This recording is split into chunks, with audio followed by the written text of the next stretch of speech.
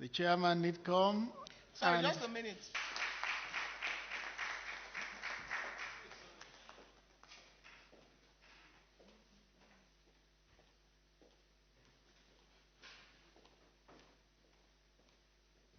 Thank you very much, Biodun, for that introduction. I'm actually very shy. Shy of the media, a generally shy person. Those who believe, say I. Ah. Good morning. Good morning, my brother. It's a pleasure to be here. I want to commend you for this initiative of making all of us accountable. And I'm glad to be here for the 48th edition of the series in the briefings from the State House. Really, it is a great pleasure. So a bit of a background, which I won't go too deep into, so that we can take more questions and answers. Of course, you know that the Diaspora Commission, this administration, number one, has been able to have us have a Diaspora Commission. And the aim of the Diaspora Commission is to engage with Nigerians all over the world to get them involved in the policies and programs of the federal government of Nigeria. And as Biodun said in his introduction, it's come through a long process and eventually passed into law by the parliament. And in 2019, we began operations when the National Assembly finally ratified the commission to be set up by the Establishment Act 2017. But after all said and done, we started functioning by 2019. I was appointed in May 2019. So the commission mobilizes and executes programs that will complement and advise the federal government on major areas of accelerated development and reach out to Nigerian communities abroad through their various groups, organizations, and professional bodies. And one thing is certain, we have the diaspora who have a lot of skills and talents and resources. So the idea is, what do we do with this enormous skills, talents, and resources? And that is exactly what NiDCOM is doing. So it's not enough to be the best in the world, the most educated immigrants in America or anywhere in the world. What are you doing to your home country? And we are glad that with NiDCOM in the last 3 years, we've achieved a lot of engagement and successes with our diaspora, being able to give back to Nigeria and getting more involved in investments. We've over-talked about remittances. I mean, everybody thought it was going to go down, but it went up. Over $20 billion being sent to Nigeria. We know that these remittances are for families and all that, but it has contributed significantly to the Nigerian economy. And we've had a lot of Nigerians, as I speak, who have returned to do things back home. I will mention a few of them. Right now, there's a Professor Awa who has brought students from all over the world, Italy, Germany, US. She's a professor in Harvard University, and she tells her story. And they're right now at various IDP camps, training our children on STEAM, that is science, technology, engineering, arts, and mathematics. Honestly speaking, if you see what that woman is doing, it's amazing, and the kind of impact on those children. John Godson, he left Poland. He was the first Nigerian to be elected into the Polish parliament. He's back home to set up a ranch here in Abuja. And it's an amazing feat, what he's doing. He could have stayed abroad, but he's here. And thank God we're working very well with him. Hospitals, I mean, you see, we keep saying our doctors are leaving. They are leaving. But some are coming back to set up in Nigeria. I can count almost about 10. Marcel Ruth in Lagos has set up the best cancer center anywhere in the world. And believe me, people are coming from outside Nigeria to these hospitals, but nobody's talking about them. I was there physically, and I saw people who came in to say, I came from Germany, I came from America to this center. She's a diaspora. She was abroad for 24 years, and she said, I'm coming back home. During a challenging period, and she's doing that in Lagos there. Dr. Seidu Warno is going to bring one of the best transportation systems to Nigeria. I think he's starting off in Sokoto. He's coming in from Germany to do that. And it's something everybody should look forward to. A school bus project for children. These are people investing in Nigeria. Dr. Badewa has gone into educational therapy for children with some kind of disabilities. And it's amazing what she's doing. Our footballers, ever than before, are doing things back home. As he said, as a foundation, Simon Moses, Ahmed Musa has built something amazing in the north. But nobody talks about these things. They keep coming back to give back and see what they're doing. Ahmed has a sports academy. Anthony Joshua has done amazing things, but nobody is talking about them. But he tries to keep it quiet a lot of times. Very soon we're going to commission, what's his name, the guy in Austria, um, David Alaba, doing something amazing in Ogun State. So I could go on and on, but there are many things the diasporas are doing. Dr. Benjamin Ayao, look, I'll tell you, if you want to treat stroke or even open heart surgery, you don't need to go abroad. Dr. Benjamin Ayao's hospital in Imo State is doing, and people again are coming from outside the country to these hospitals set up by Nigerians in the diaspora. The hospital that Prof had his surgery, his operation in Lagos, was set up by the diaspora doctors. Right there, Duchess. So our doctors are coming and giving back. It's a challenging environment. I'm not saying it's not. They tell us there are challenges, but we work at ensuring that these challenges are overcome one way or the other. And of course, you know Dr. Philip Ozua, who gave $1 million to his alma mater, UCH in Ibadan, not too long ago. We could go on and on. There are quite a lot of them. Medical missions, they come all the time. Now, what we do is gather all this information together and put them in proper perspective. And we're going to subsequently tabulate them in Naira and Kobo and what this amounts to and the effect on the Nigerian society. And then Naido UK South, during the diaspora day, they were here, did amazing things in the country. So there are many things the diaspora are doing. I want to use the opportunity to thank them and really, really say how much we are proud of them. So what have we done in NiDCOM, in ensuring that we fulfill our mandate? One is Nigeria now has a diaspora policy ratified by the Federal Executive Council not too long ago. So now we have a policy to guide all diaspora engagements. And in that policy, all MDAs, at least identified MDAs, will have a diaspora desk. And like trade and we already have in health, we have in EFCC, we're talking to NYSC, we're talking to trade and investment, and quite a few. So it's now a policy in Nigeria. So the policy defines standing committees on diaspora matters in all the ministries, departments, and agencies. And there's a strategic 5-year action plan which is being implemented. So we have the short-term, long-term, and medium goals that we must achieve by Nigeria. And of course, we are able to develop an organogram with the Office of the Head of Service, and we're glad we're working on that. We had our pioneer staff recruited somewhere in this hall, people like Ezeaka, Funke, him. We have some very small pioneer staff. We could do with a lot more. So we're still asking for a waiver to be able to employ. So yes, we've had the diaspora policy that has been ratified by the Federal Executive Council, and this is a big deal. We worked on it for a long time, and we thank the International Organization for Migration for making this possible. Now, we have the Nigeria Diaspora Investment Summit. We hold that every year in November here at the State House Banquet Hall, usually declared open by the Vice President. And again, we're proud of our summit. We're working with the private sector, Nigeria Diaspora Summit Initiative, and I tell you, a lot of diaspora are investing, particularly in agriculture, health, education, ICT, and the food business. And we're glad that is happening. Again, not that there are no challenges, but they are saying, hey, this is home. If others are doing it, why can't we do it? And I know that they continue to do it even on a bigger scale. The Diaspora Day now holds July 25 every year, and we had a very great event this year with the Chief of Staff ably represented the President himself, and really was a great and successful ceremony. And we hope that someday we'll have all diasporas gather. That's our national day, the Diaspora National Day, as is done in some other parts of the world, where every one of them will come together. So it's building and growing, but now we are attracting the capacity diasporans.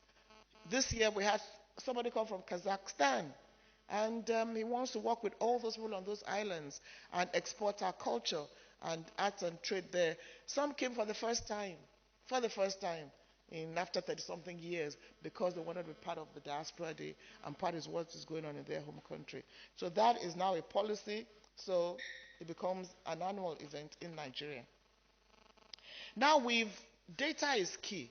So we'll be able to start a diaspora data portal under Honorable Terram's department. And again, Nigerians are beginning to register Your data, you want to protect it, but we're encouraging them. It's about, for instance, President Buhari may want somebody in a particular area tomorrow. With the click of a button, we can easily locate them from the diaspora. So the data portal is ongoing. Honorable Minister of State Foreign Affairs, Ambassador Zubairu Dada, was there to launch the portal for us last year. So the portal is doing well, and we encourage Nigerians abroad to key into the portal. And also we tell our students, and we're doing this because a lot of them don't want to start going to missions and all that. Wherever you go, let the missions know that you are there. When trouble comes, that's when you start running around. We saw what happened in Ukraine. We saw what happened with COVID. So it's important that we know where you are at any point in time. So we hope that they'll listen to that. And then again, every state now has a diaspora focal person. Well, 33. Or is it 34? I think one more state gave us. Plus FCT. So that means that you want to invest in a kitty, you have somebody to talk to. So we are decentralizing the issue of diaspora. So we have our own council, and we meet quarterly with the state diaspora focal officers in the states of the country. So we do a biannual summit of our focal officers since we set them up. Again, Ambassador Zubairu Dada was there to declare the summit open. Then we also do the diaspora quarterly lecture series so that we can have continuous engagement with the diaspora.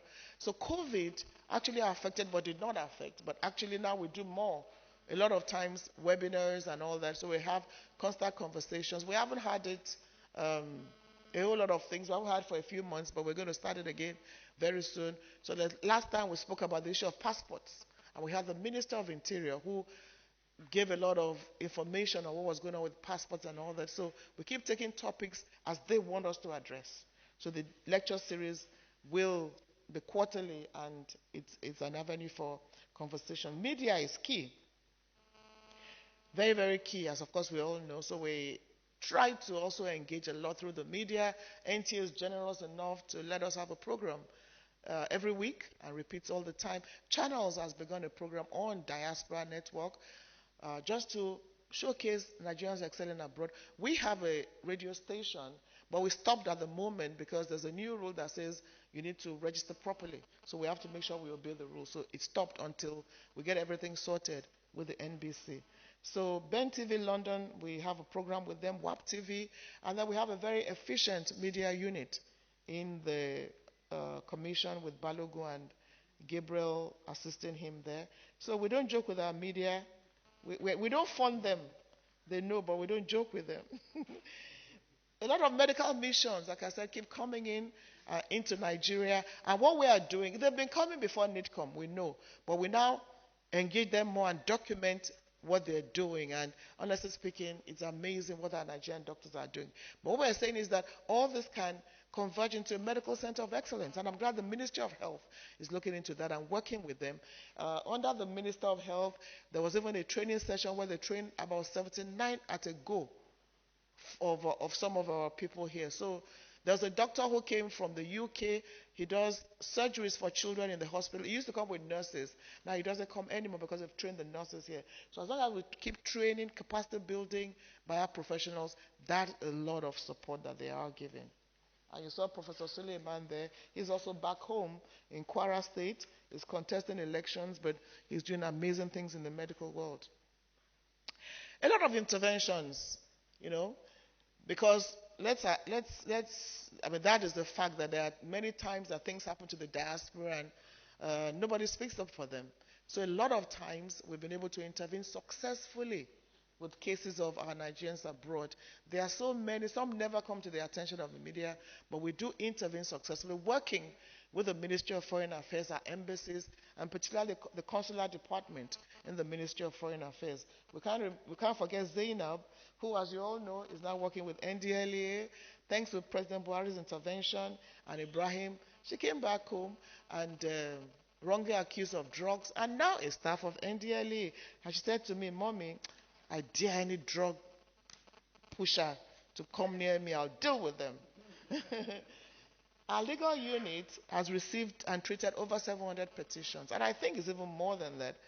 Every time we get this petition, and we deal with them. We have also a very efficient communication system We get your emails, we reply you, and we'll deal with the matter. Some we can't do anything about. You can't commit a crime and say, NiDCOM, save us. We can't, and we will not, because you're not supposed to be committing crimes where you go. But, as Mr. President has always said, we will not allow any Nigeria to suffer unduly. You will not suffer for a crime you did not commit. Also, now, before you register for your diaspora NGO or whatever, you need to have a letter of no objection from us. And we've been doing that. And in the last 3 years, 157 letters of no objection have been issued by the legal department. Then, of course, we engage with committees on diaspora affairs in the parliament, both at the House and Senate, particularly for diaspora voting. Unfortunately, we didn't succeed. The National Assembly is still not interested in diaspora voting, but we will not relent in continuing to engage with them, because I believe, and everything should know, that the diaspora should be able to vote. So we hope that we continue to engage with the parliament. Look, there's no big deal about diaspora voting.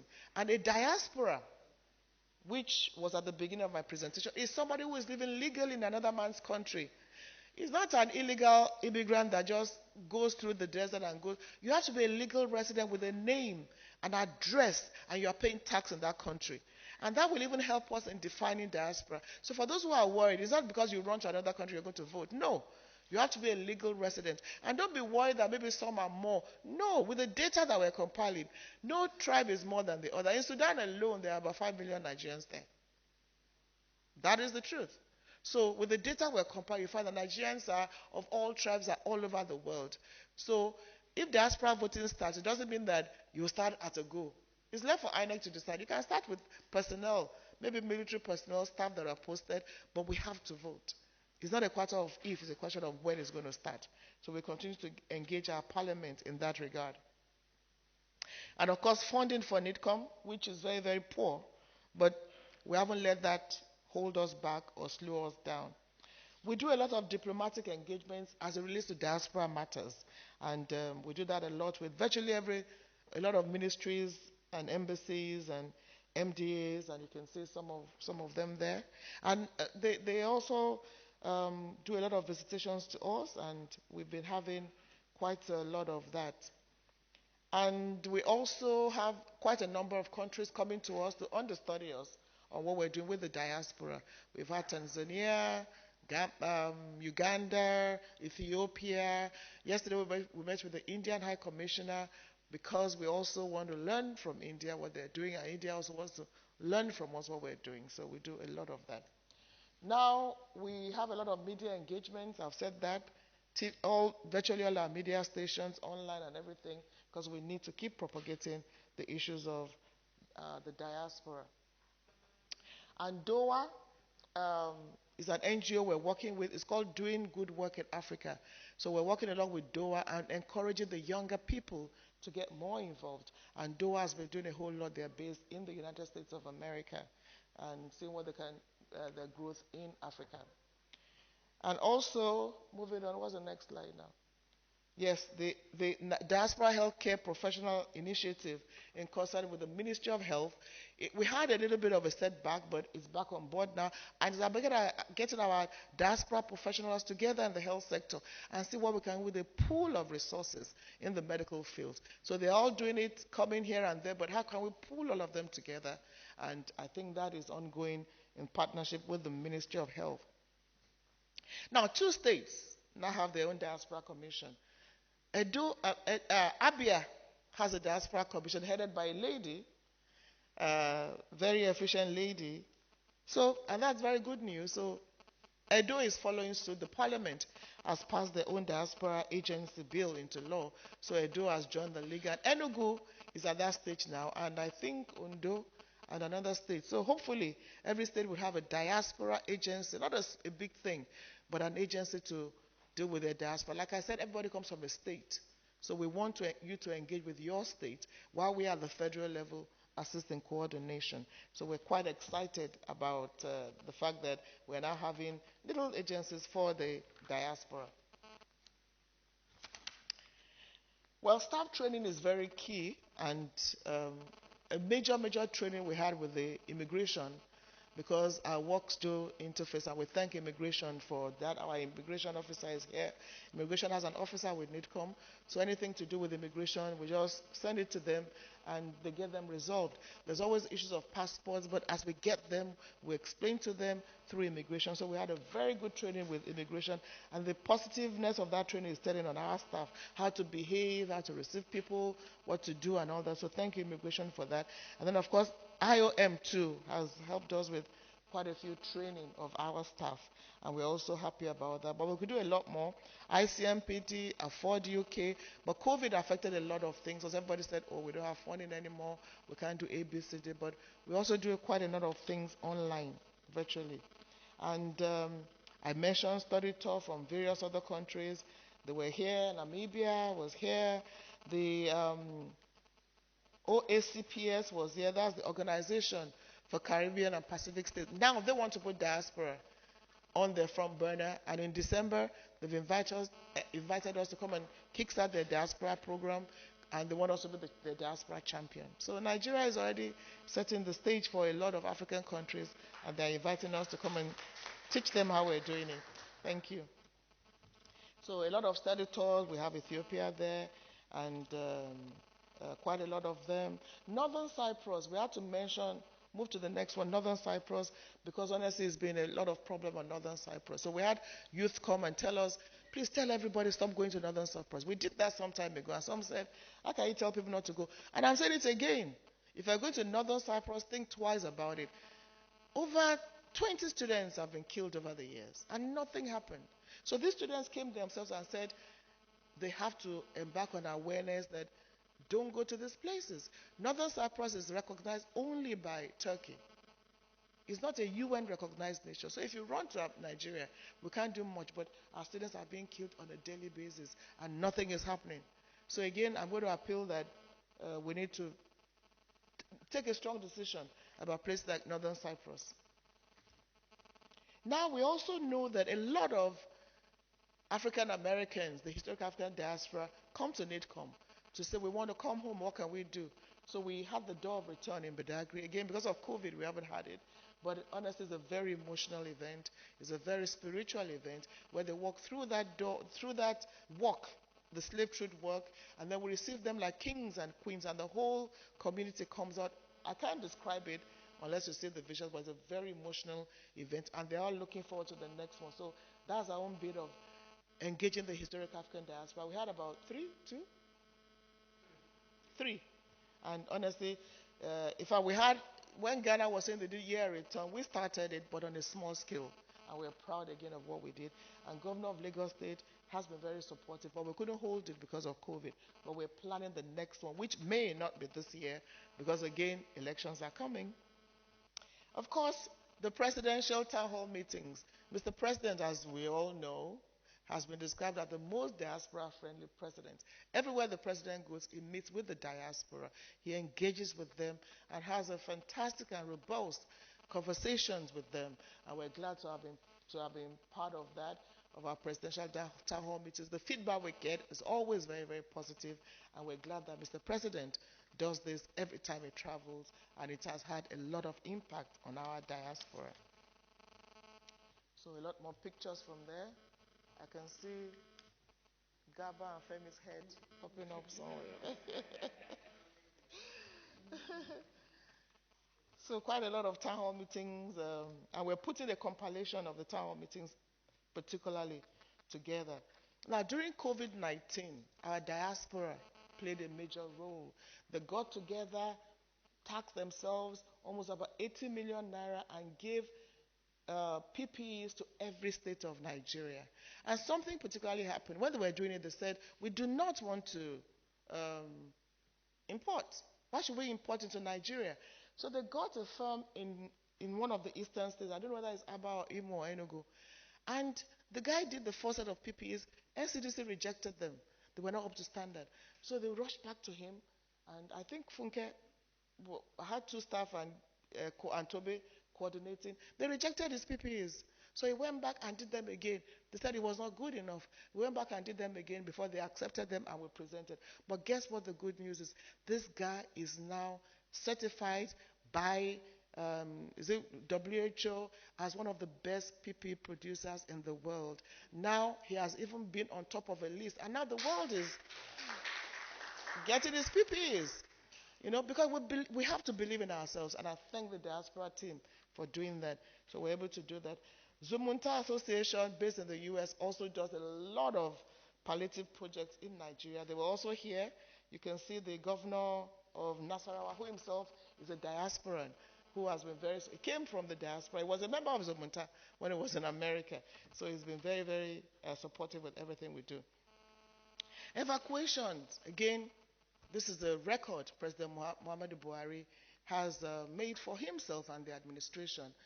For the first time, we've had Nigerians stranded in Libya. They've been stranded for years. So it didn't start under the administration. They've been in detention centers for years. But when President Muhammadu Buhari came, he gave an instruction that every Nigerian stranded in Libya must be brought back. I remember he made that announcement in Togo. No, in Cote d'Ivoire, during one of our town hall meetings, when it was raised with him. And President brought back over 10,000 stranded in Libya.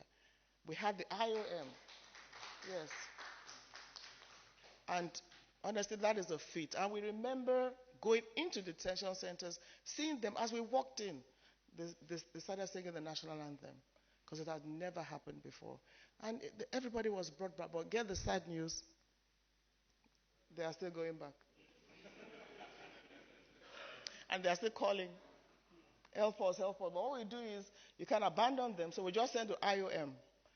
Whenever we send to IOM, if you get a plane of, so they're still coming 200, 180, and there should be more awareness and more interagency collaboration in this regard.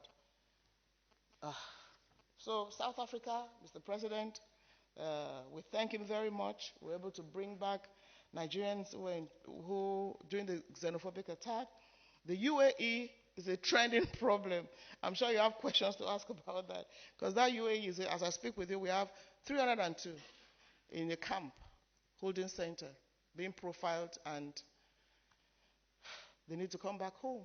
This is after we've warned you that don't go to these countries. We remember when UAE, and this was a point that was stressed, but our people are still going and breaking the laws of other countries. Then when the trouble starts, you call on government to bring you back. You can't abandon them, but really it has to stop. We can't go to other countries, break their laws, and then expect that, in any case, nothing will happen. So this is, again, is an area of concern for every one of us. Ukraine, again, Mr. President, successfully brought back every Nigerian stranded in Ukraine. And honestly speaking, we thank him for that leadership.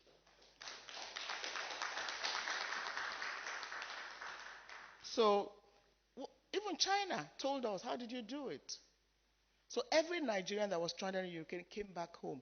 And after they came back home, NiDCOM, in collaboration with Commission for Refugees, had some kind of mental counseling session for them.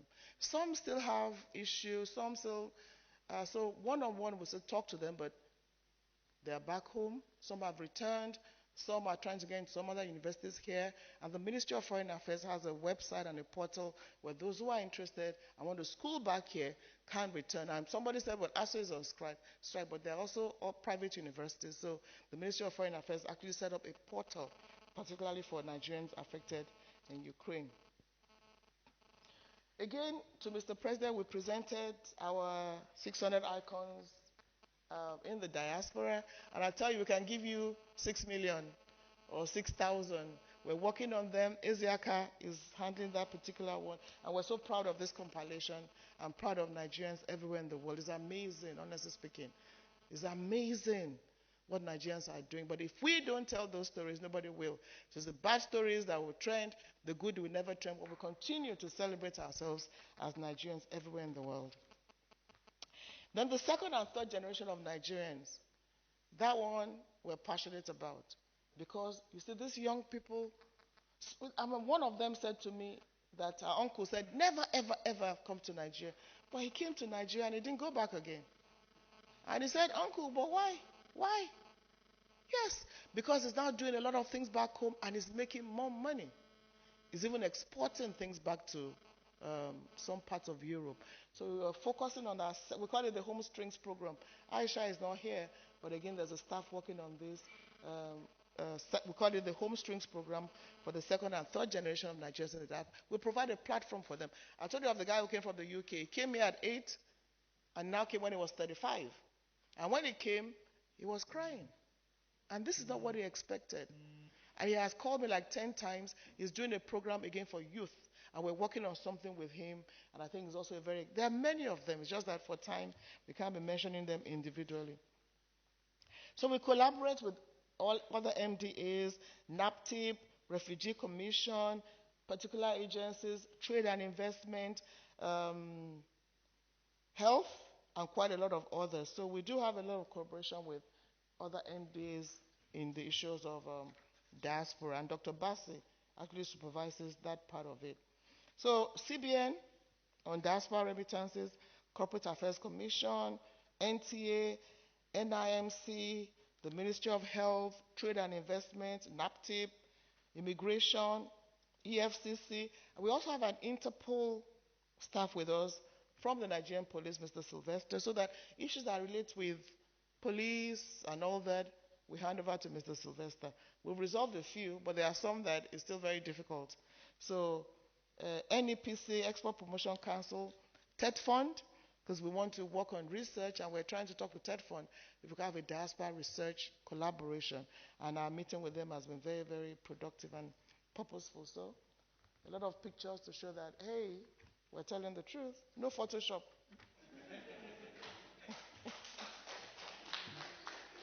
So you can scroll through the photographs. Yeah, a whole lot of that. People. We also have our international partners, basically IOM, ICPMD, and they've helped us a lot with our staff training and a few other things, the diaspora policy and all that. The EU has given a bit of technical support. They told me, well, you know what it is this year, but we'll look at what we can do next year. So we thank all of them. And there's a lot more that we'll be working with. ICMPD gave us the first set of training. That's Muji there. Gave us the first set of training for our staff that took them to the UK. The AFDB, we're also working with the AFDB on a few collaboration that we can have them, particularly as it relates to the African diaspora. So we're glad to partner with the AFDB. And I told you the Secretary General of the Organization of African, Caribbean, and Pacific States, His Excellency, Mr. Georges Pablo Pinto Chikoti, was in our office to see how they're now going to have diaspora on the front burner. And like I said, we're meeting them. We're going to be with a program in December where we will be called Diaspora Champions. And a lot of engagements abroad. That was what we did in New York, where we had a meeting with our diaspora along with our consulate. We did New York, Atlanta, DC. You'll be telling me you've only been hearing about America. Our focus now is South Africa. So, but again, we're just coming out of COVID, so and then funding to travel, but we're finding ways we can do all this virtually. We've had 2 webinars with, is it Liberia? We did Liberia and Sierra Leone. So we want to focus a lot on Africa. There's so much happening on the continent that we think we should focus on our brothers and sisters on the African continent. So it's not only going to be about America and Europe. NAPAC is a fantastic organization in America. They are supporting Nigerians that are contesting in the U.S. And we're having quite a few of them. I believe this year we're going to have about 2 Nigerians that will likely win their seats into the House of Reps. So NAPAC is like a political, they get all the political ones together and they are beginning to have an impact. Oye Owolewa is there in Washington, D.C., and quite a lot of them. Will Jawando was here, his council at large in Montgomery, and he's so proudly Nigerian. The day he went for his inauguration, he wore his full agbada, which is now put in the museum. So quite a lot of them were working with NAPAC in that regard. And we have the Nigerian think tank group also in the UK. So quite a lot of groups. And of course, the Nigeria Diaspora Organization is an umbrella body for all Nigerians in the diaspora. They have leadership issues here and there, but we don't let that hold anybody back. We keep doing what we can do with them. the AU, the GIZ, and a lot of embassies that you can see there that we really, really have strong, strong collaborations with. So, having gone through all that, I just want to say that it is pertinent for Nigeria and Nigerians to know the importance of their diaspora, because they have continued to contribute their skills and resources to the development of Nigeria in various sectors such as health, education, technology, finance, transportation, housing, and the entertainment industry. In fact, the Headies Awards will be taking place in Atlanta in about a week or so, which I will be attending, and he's taking our entertainment scene to the US, and it's only going to be a whole lot of events. 20 billion diaspora remittances, and this is not a joke. And one of the things we're doing is a diaspora housing scheme, which we hope to help the diaspora in owning their own homes. A major complaint has been, you want to buy a house, then you give it to your uncle. Your uncle does not build the house. He goes to marry one more wife, and then you come home, you can't find the house. So we're making this easier for them. Yeah. We're making this easier for them through the TTI department, so you can directly. So we've opened a portal particularly for housing, where with a click of a button, we're just dotting the T's and the I's to ensure that there are no mistakes. In fact, there was somebody ran to me and said one woman came to her and said she's in charge of diaspora housing and she had opened something. So we have to ensure we get it right. And then the diaspora mortgage scheme with the Federal Mortgage Bank of Nigeria, so that you can get a loan of 50 million naira. You can add more to it, but you can own your own home with a mortgage from the Federal Mortgage Bank of Nigeria. So ultimately, we are saying that the diaspora definitely is an economic factor. We also want the diaspora to be an investment factor. And we keep talking about foreign direct investment. We want to subsequently be talking about diaspora direct investment. So Nigerians at home, Nigerians in the diaspora, we all need to work together to build this beautiful country of our dreams.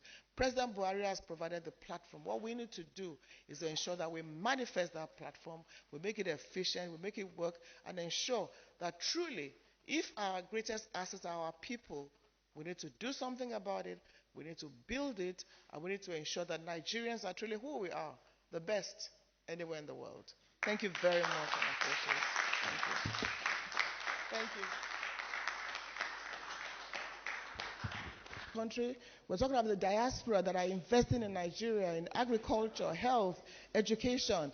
And we're talking about the diaspora that are the best anywhere in the world. And because of that, we have come up with this publication, which Mr. President himself presented. So, this celebrates outstanding Nigerians anywhere in the world. And I tell you, there's no Nigerian in this book that is not an excellent, not just a success story, an excellent success story. So Nigerians are the best in the world, and we're saying that these Nigerians are beginning to be part of the programs and policies of their country, and they're from all parts of the world. The second edition is on. They want to say, remove it from the...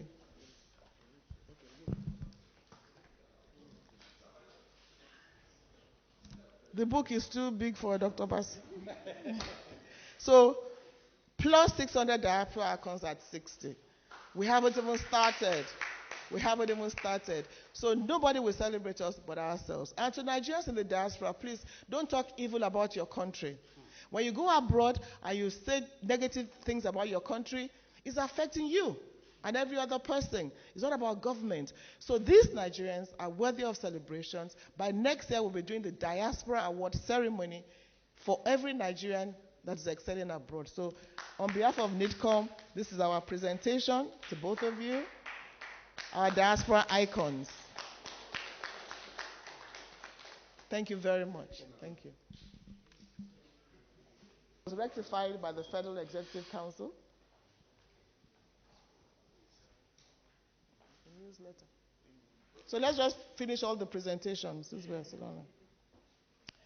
So this is our newsletter by the media department, telling good stories about our people. Our Diaspora Investment Summit, like I said, we've had 3, and this is the compilation of the last 2 editions. And you will see that Nigerians truly are investing back home. And this is publications of our diaspora of our Diaspora Day activities that we've been able to put together. We're not done yet. This is our Diaspora Housing Fair, where we came up with what we should be doing in terms of housing for the diaspora by Honorable Teram's department. The state diaspora focus. So this is publication of our state for 3 years, our meetings with our state diaspora focal persons, where we also come up with ideas and things to do with the diaspora. So these are 3-year publications. Thank you very much. Please get the basket.